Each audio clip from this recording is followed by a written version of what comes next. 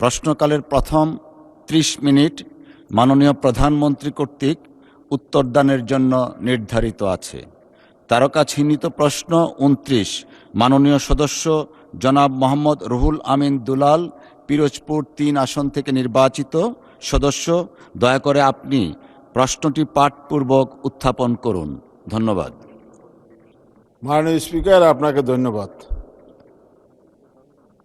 আমার প্রশ্ন, মাননীয় প্রধানমন্ত্রী অনুগ্রহ করিয়া বলিবেন কি 1971 সনের মুক্তিযুদ্ধে যাহারা শহীদ হয়েছেন তাহাদের তালিকা এবং যাহারা গণহত্যার শিকার হয়েছেন তাহাদের তালিকা করা হবে কিনা, এ বিষয়ে শহীদ পরিবারের সঠিক সংখ্যা ও গণহত্যার সঠিক তালিকা প্রকাশ করার কোনো পরিকল্পনা সরকারের আছে কিনা, থাকিলে তাহা কবে নাগাদ শুরু হইতে পারে? মাননীয় স্পিকার, আপনাকে ধন্যবাদ। আপনাকে ধন্যবাদ মাননীয় সদস্য। মাননীয় প্রধানমন্ত্রী।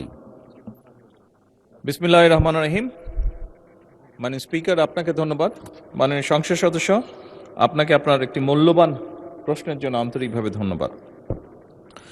মাননীয় স্পিকার, আমাদের মহান মুক্তিযুদ্ধের সময় অগণিত মানুষ গণহত্যার শিকার হয়েছেন, কিন্তু আনফর্চুনেট বিষয় হচ্ছে দেশ স্বাধীনের পরে যাদের দায়িত্ব ছিল একটি নিরপেক্ষ পূর্ণাঙ্গ তালিকা তৈরি করার, মুক্তিযুদ্ধে কারা শহীদ হয়েছেন,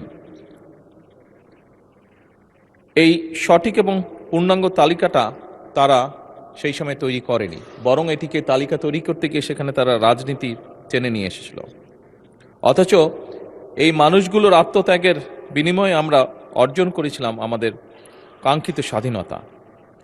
বিষয়টির গুরুত্ব অনুধাবন করে বর্তমান সরকার নির্বাচনী ইশতেহারে নিবিড় গবেষণার ভিত্তিতে মুক্তিযুদ্ধের শহীদদের একটি পূর্ণাঙ্গ তালিকা প্রণয়নের অঙ্গীকার ব্যক্ত করেছে। উক্ত অঙ্গীকার বাস্তবায়নের লক্ষ্যে প্রয়োজনীয় কার্যক্রম গ্রহণের জন্য এরই ভিতর মুক্তিযুদ্ধ বিষয়ক মন্ত্রণালয় বিভিন্ন উদ্যোগ গ্রহণও করেছে। এর মধ্যে রয়েছেন মাননীয় স্পিকার, এর মধ্যে রয়েছে মুক্তিযুদ্ধ বিষয়ক গবেষকদের নিয়ে বিশেষজ্ঞ সভা আয়োজন, বিভিন্ন অংশীজনদের সঙ্গে ধারাবাহিক আলোচনার মাধ্যমে একটি বিস্তারিত এবং বাস্তবসম্মত কর্মপরিকল্পনা প্রণয়ন এবং অবশ্যই তার ভিত্তিতে কার্যক্রম গ্রহণ। এই ধরনের উদ্যোগ বাস্তবায়নের মাধ্যমে গণহত্যার শিকার এবং সকল শহীদদের একটি নির্ভুল ও গ্রহণযোগ্য তালিকা প্রণয়ন এবং তাদের আত্মত্যাগের যথাযোগ্য স্বীকৃতি ও মর্যাদা প্রদান করা সম্ভব হবে বলে আমরা মনে করি। মাননীয় স্পিকার, ধন্যবাদ। আপনাকে ধন্যবাদ মাননীয় প্রধানমন্ত্রী। মাননীয় সদস্য জনাব মোহাম্মদ রুহুল আমিন দুলাল একটি সম্পূরক প্রশ্ন করতে পারেন। প্লিজ প্রশ্ন করবেন সরাসরি। মাননীয় স্পিকার, আপনাকে ধন্যবাদ। বিষয়টি যে মুক্তিযুদ্ধের বিষয়ে পোস্টের বাইরে কিছু করারও সুযোগ নেই। মাননীয় স্পিকার, আমার মাননীয় প্রধানমন্ত্রী মহোদয়ের কাছে প্রশ্ন, এই বাংলাদেশে অনেক ভুয়া মুক্তিযোদ্ধা আছে। আওয়ামী লীগের কর্মীদেরকে পুনর্বাসন করছে এই আওয়ামী লীগ সরকার, তাদেরকে মুক্তিযোদ্ধা হিসেবে নিয়োগ দিয়ে মাসে 20,000 টাকা ভাতা পায়।